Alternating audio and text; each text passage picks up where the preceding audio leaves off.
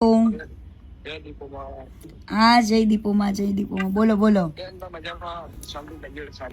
બસ એકદમ મોજ મોજ. પ્રોબ્લેમ તો ઘણા વર્ષોથી છે જ તે, પણ અત્યારે લગીને ચૂપ હતી.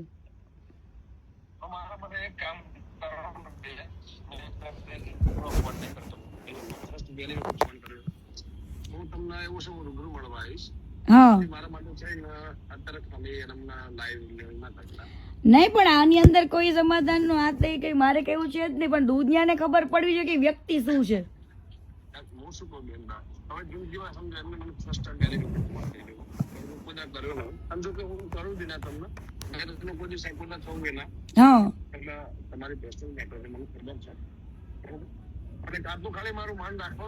અને ત્યાર વખતે કેવું છે ગમન બુવાજી, ત્યાર વખતે છે ને કીર્તિ પટેલ એકદમ ભોળી વ્યક્તિ હતી ને, મેં સહન કરેલું છે બરાબર.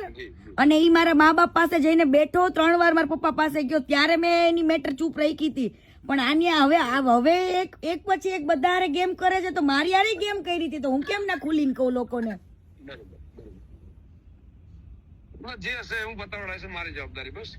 બરાબર ના, એવું પતાવવાનું, આમાં કઈ પતાવવાનું છે જ નહીં મારે.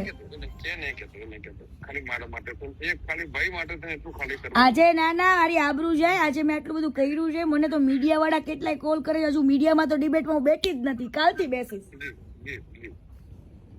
આવા લોકોને આંખ ખુલવી જોઈએ, ખોટા માણસને સપોર્ટ કરીને કોઈ મતલબ નથી. ઈ કેને એને કેટલી છોકરીઓની જિંદગી બગાડી, એ બધું જ કહીશ.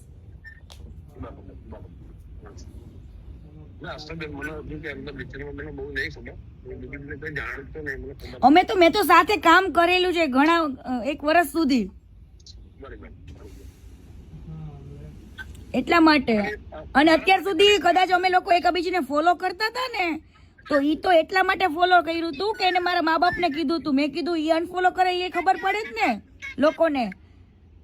મારા માટે એક કામ કરશો, ખાલી આજનો દિવસ બંધ રાખશો. કાલે હું તમને એવું સમજ રાત્રે તમને રિંગ કરું, વોટ્સએપ કોલ કરું, તો હું તમને રૂમે જઈને ફેમિલી છે રૂમે જઈને શાંતિથી કોલ કરું.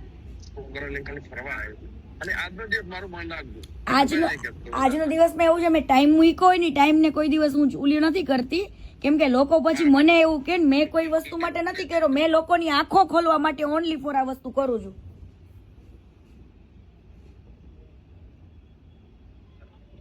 હેલો,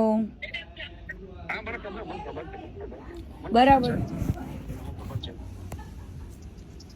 એટલે આમાં તમે સમજો બુવાજી, મારે કહેવાય ને સ્વાભિમાન ને મારા સન્માન ની વાત છે બરાબર. અને આને તો કેટલા લોકો સાથે ગદ્દારી કરી છે, એડવર્ટાઇઝમાં ને કેમાં કેટલે બધા પાર્ટનરશિપોમાં તે બરાબર. એને બધે માલિક જ બનવું છે. અમને લોકો જયારે કામ કરતા નથી, અમારી કદર નથી કરી.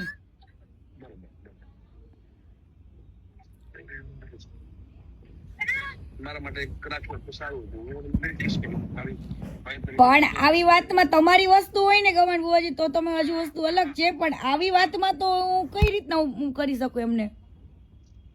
એક કામ કરો, હું તમને 10 મિનિટમાં કોલ કરું, છોકરાને ખાલી. હા, વાંધો નહીં. હા.